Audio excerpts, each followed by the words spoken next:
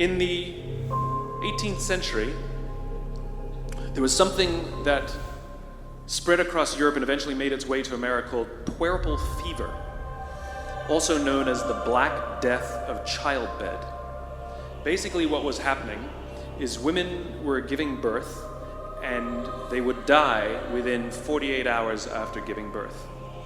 This Black Death of childbirth was the ravage of Europe, and it got worse and worse and worse over the course of over a century. In some hospitals, it was as high as 70% of women who gave birth who would die as a result of giving birth. But this was the Renaissance. This was the time of empirical data and science, and we had thrown away things like tradition and mysticism. These were men of science, these were doctors.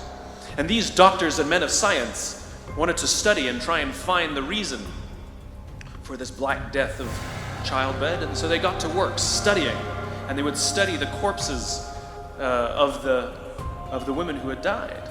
And in the morning they would conduct autopsies, and then in the afternoon they would go and deliver babies and finish their rounds. And it wasn't until somewhere in the mid-1800s that Dr. Oliver Wendell Holmes, father of Supreme Court Justice Oliver Wendell Holmes, realized that all of these doctors who were conducting autopsies in the morning weren't washing their hands before they delivered babies in the afternoon. And he pointed it out and said, "Guys, you're the problem." And they ignored him and called him crazy for 30 years.